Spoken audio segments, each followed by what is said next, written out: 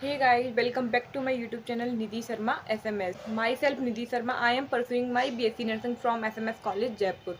तो आज की इस वीडियो में हम लोग INC approved college INC approved होने और ना होने के फ़ायदे और नुकसान के बारे में बात करने वाले हैं। क्या INC अप्रूव होने से सच में फ़ायदा होता है? क्या INC अप्रूव नहीं है उस कॉलेज के क्या सच में नुकसान होते हैं? तो इन सारी चीज़ों को इस वीडियो में डिस्कस करने वाले हैं। तो लेट्स स्टार्ट अवर वीडियो।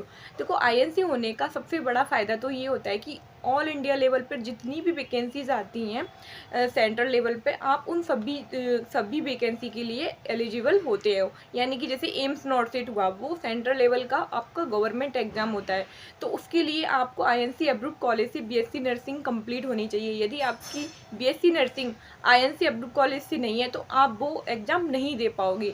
इसी तरीके से कोई भी ESIC नर्सिंग ऑफिसर वाला एग्जाम हुआ, कोई भी गवर्नमेंट की वैकेंसी आई, तो आप INC अप्रूव कॉलेज से BSc नर्सिंग कंप्लीट होनी चाहिए, वरना आप ऐसे एग्जाम्स के लिए एलिजिबल नहीं होंगे।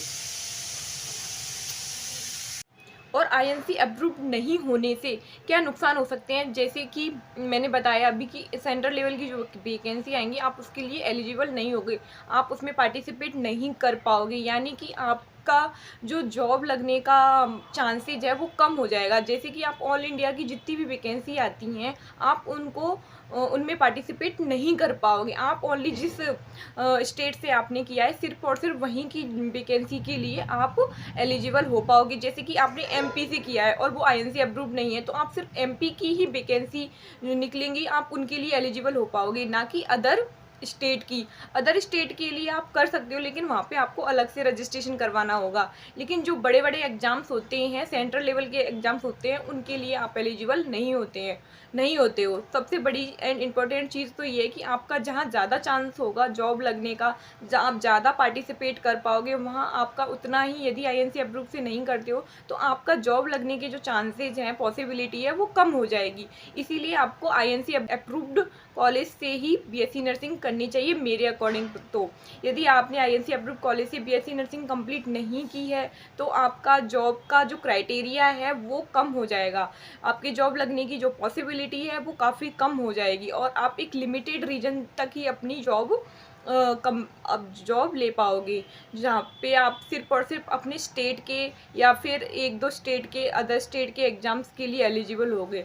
मतलब जो भी टॉप गवर्नमेंट कॉलेज है, एम्स हुआ, BHU हुआ, ये सारे के सारे जो टॉप गवर्नमेंट हॉस्पिटल माने जाते हैं, इनके लिए आप एलिजिबल नहीं होगे, तो आपका बहुत बड़ा नुकसान होगा। और कोई भी कॉलेज INC अप्रूव कब माना जाता है? INC अप्रूव जब माना जाता है जब उसमें मतलब उसी कॉलेज का हॉस्पिटल होना चाहिए, लाइब्रेरी होनी चाहिए, टीचर फैसिलिटीज अच्छी होनी चाहिए, फैकल्टी वगैरह जिसमें आपको पढ़ाई वगैरह में ज़्यादा फैसिलिटीज मिले, लाइब्रेरी हो खुद की, बच्चों के लिए खेलने के लिए प्लेग्राउंड वगैरह हो, मतलब सारी की सारी फैसिलिटीज हो, ऐसे कॉलेज INC अप्रूव्ड माने जाते हैं। जबकि INC अप्रूव्ड क्यों नहीं होते और अदर कॉलेजेस जो स्टेट के होते हैं, स्टेट काउंसिल वाले, क्योंकि उनमें ना तो खुद की लाइब्रेरी होती, ना हॉस्पिटल होता, इवन उनका बिल्डिंग तक कंप्लीट नहीं होता, इसीलिए वो INC अप्रूव्ड नहीं माने जाते। तो मतलब मेरे अकॉर्डिंग तो ये है कि आपको सिर्फ और सिर्फ INC अप्रूव्ड कॉलेज से ही BSc नर्सिंग करनी चाहिए, क्योंकि यदि आपको अपनी जॉब ज़्यादा बड़े लेवल पे, ज़्यादा चांस जॉब के हों, वहाँ पे ही आपको मतलब BSc नर्सिंग कंप्लीट करना चाहिए, रजिस्ट्रेशन वहीं से करना चाहिए। क्योंकि यदि आप एक लिमिटेड रीजन तक सीमित रह जाओगे तो आपके जॉब लगने के चांस उतने ही कम होंगे। और मेन बात, अपन को जॉब चाहिए। आपकी 4 साल की BSc नर्सिंग के बाद अपन इसलिए BSc नर्सिंग कर रहे हैं ताकि हमारी जॉब लगे। यदि हमारी जॉब ही एक लिमिटेड रीजन तक सीमित हो जाएगी, लिमिटेड हो जाएगी, तो हम मतलब आगे जॉब के लिए कैसे अप्लाई करेंगे? हम ओनली ऑन अपने ही स्टेट में रह जाएंगे और अदर स्टेट के एग्ज़ाम्स वगैरह और सेंट्रल लेवल की वैकेंसी के लिए एलिजिबल नहीं होंगे। विदाउट आईएनसी स्टेट काउंसिल वाली होती है, जैसे एक होता है आईएनसी और एक होता है state nursing council. State nursing council का मतलब होता है सिर्फ और सिर्फ उसे उसी स्टेट की मान्यता होती है, सेंट्रल लेवल ऑल इंडिया की मान्यता नहीं होती, ऑल इंडिया में जॉब करने की कोई मान्यता नहीं होती। अपने वाली जैसे कि आरएनसी होती है, आरएनसी अप्रूव्ड कॉलेज बोलते हैं, जिसमें सिर्फ और सिर्फ आप राजस्थान के गवर्नमेंट एग्जाम के लिए एलिजिबल होगे। और आपको इसमें ये भी ध्यान रखना है कि काफ़ी सारे गवर्नमेंट हॉस्पिटल, गवर्नमेंट कॉलेज वगैरह भी होते हैं जो कि आईएनसी अप्रूव्ड नहीं होते हैं। तो आपको खुद को ध्यान रखना है कि कौन कौन से कॉलेज हैं जो आईएनसी अप्रूव्ड हैं, कौन कौन से कॉलेज हैं जो आईएनसी अप्रूव्ड नहीं हैं। तो ये सारी की सारी लिस्ट मैं अपने टेलीग्राम चैनल पे आपको अपलोड करवा दूंगी, तो आप मेरा टेलीग्राम चैनल ज्वाइन कर सकते हो। वहाँ पे आपको आरएनसी और आईएनसी कौन कौन सी कॉलेज अप्रूव्ड है, तो आपको वहाँ पे राजस्थान की या अदर स्टेट की भी चाहिए तो मैं अदर स्टेट की भी आईएनसी अप्रूव्ड कॉलेज को की लिस्ट जो है वो मैं अपलोड करवा दूंगी। हर साल आईएनसी की लिस्ट चेंज होती है, तो आपको ध्यान रखना है कि कौन कौन सी कॉलेज आईएनसी अप्रूव्ड है, चाहे वो गवर्नमेंट हो चाहे वो प्राइवेट हो। तो भले आप प्राइवेट कॉलेज से करो, लेकिन वो कॉलेज आपको देखना है कि वो आईएनसी अप्रूव्ड है या नहीं है। तो इन सारी चीज़ों का आपको बहुत ज़्यादा ध्यान रखना है, क्योंकि हमें ऑल इंडिया लेवल के एग्ज़ाम्स के लिए एलिजिबल होना है। क्योंकि हमारा मेन टारगेट क्या है, जॉब है। यदि हमें जॉब ही नहीं मिलेगी तो हमारा बीएससी नर्सिंग करने का कोई फ़ायदा नहीं है। तो हमें एक लिमिटेड रीजन तक, लिमिटेड चीज़ों तक ही सीमित नहीं रहना। अपन को मतलब आईएनसी अप्रूव्ड कॉलेज से ही बीएससी नर्सिंग करनी है, चाहे वो गवर्नमेंट हो चाहे वो प्राइवेट हो। तो इस चीज़ का विशेष ध्यान रखना है। और ये सारी चीज़ें मैं अपने टेलीग्राम चैनल पे आपको अपडेट करती रहूँगी, ताकि आपको पता चले कि कौन सी प्राइवेट कॉलेज आईएनसी अप्रूव्ड है, कौन सी गवर्नमेंट कॉलेज आईएनसी अप्रूव्ड है, कौन सी आरएनसी अप्रूव्ड है। चाहे आप गवर्नमेंट कॉलेज से करो बीएससी नर्सिंग, चाहे प्राइवेट से करो, आपकी कॉलेज आईएनसी अप्रूव्ड होना बहुत ज़्यादा ज़रूरी है। यदि वो नहीं होगी तो आपके साथ